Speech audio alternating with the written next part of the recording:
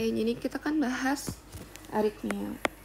Aritmia itu pasti sama dengan gangguan irama jantung. Itu bisa terjadi karena faktor resiko ini. Biasanya di kasusnya tuh dikasih ini kalau SOCA ya. Entah dia usianya lebih dari 5 tahun, hipertensi, obesitas, atau genetik. Kenapa hipertensi? Karena hipertensi lambat laun bisa ngebuat struktur remodeling. Nah, electrical remodeling itu bisa karena genetik atau karena faktor risiko ini. Nah, keempat hal ini dan struktural electrical remodeling bisa pada akhirnya membuat gangguan konduksi impuls. Gangguan konduksi impuls itu salah satu bentuknya ada reentry mekanisme. Reentry mekanisme ini bisa atau tanpa dengan ectopic foci. Ectopic foci itu apa? Ingat nggak? Ini jantung. Misalkan nih jantungnya. Ini atrium kanan, atrium kiri, terus ventrikel kanan, ventrikel kiri. Nah, ectopic foci itu stimulasi listrik yang bukan dari SA node. Jadi dia bukan dari sini. Bisa dari auricula kanannya, auricula kiri, paling sering auricula kanan kan. Jadi dia bisa dari sini-sini, bisa banyak. Nah, secara normal kan elektrisitas jantung itu cuman dari SA node kan.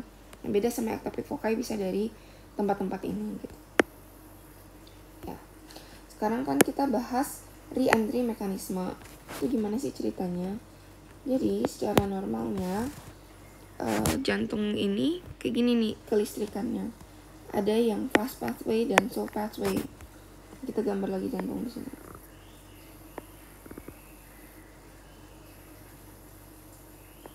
Atrium kanannya. Nah, secara normal fast pathway itu fast conduction, jadi dia cepat ke bawahnya, tapi long refractory time.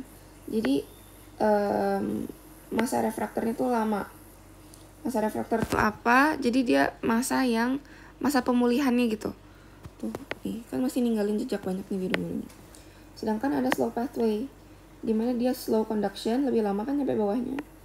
Tapi dia short refractory time, jadi recovernya cepet nih. Tuh. Secara normal, yang fast pathway itu akan lebih duluan nyampe ke bawah. Jadi dia ke bawah nih, dari SA node ke AV node, lebih duluan. Nah, lebih duluan dia loloskan nih ke bawah. Sedangkan yang slow pathway itu lebih lama. Nah, ini tuh ceritanya tuh mirip kayak gini. Normalnya ada yang turun ke bawah, terus sisanya akan muter di sini nubruk sama yang slow pathway, sehingga tabrakannya ini tuh akan membuat impuls yang kedua tuh hilang. Jadi pada akhirnya yang lolos itu cuman satu aja, yang beat dari kiri, yang fast pathway. Makanya iramanya di jantung itu sinus, nggak berlebihan, karena cuman satu yang lolos yang dari fast pathway gitu. Nah, kapan sih orang dibilang reentry mekanisme? Itu tuh di saat kalau misalkan ada premature beat. Ini yang patologis. Nah, tadi kan udah normal nih. Ini ada fast pathway-nya, ini ada slow pathway-nya. Tapi ini apa nih? Ini premature beat-nya, ini biang keroknya. Di saat fast pathway-nya udah secara normal ke AV node lolos, ini mau nubruk ke slow pathway-nya udah hilang kan nih, normal. Tapi ini ada nih, kenapa ada premature beat? Nah, premature beat yang lolos ini, dia tuh bakal muter-muter terus nih di sirkuit ini. Muternya tuh ngapain? Muternya tuh dia bakal turun ke bawah, ngebuat turun ke bawah ke AV node ini, dan dia bakal naik ke atas, ganggu yang ke atas juga. Jadi dia muter-muter aja terus nih. Setiap dia turun ke AV node, dia tuh akan mengganggu irama sinus. Dia lama-lama ngebuat iramanya kayak gini, nggak jelas gitu. Karena terus-terusan dia ngebuat beat yang ngeganggu AV node-nya. Nah, ini nih tadi tuh premature beat-nya memecah.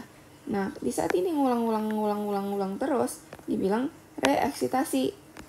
Nah, makanya dibilang reentry mekanisme, dimana dia masuk terus dan lama-lama akan mengganggu kelistrikan jantung. Makanya kalau orang lagi aritmia, penata laksanaannya harus ada kardioversi. Kardioversinya itu ada yang secara farmakologis atau yang non farmakologis. Yang non farmakologis itu pakai dikoreksi pakai alat yang defibrilator untuk benerin si sumber yang keroknya itu biar dihilangin si premature beat-nya. Nah kalau misalkan yang farmakologi baca lengkap di farmakologinya aja. Jadi ini tuh bakal terus-terusan terjadi kalau nggak dikoreksi gitu biasanya.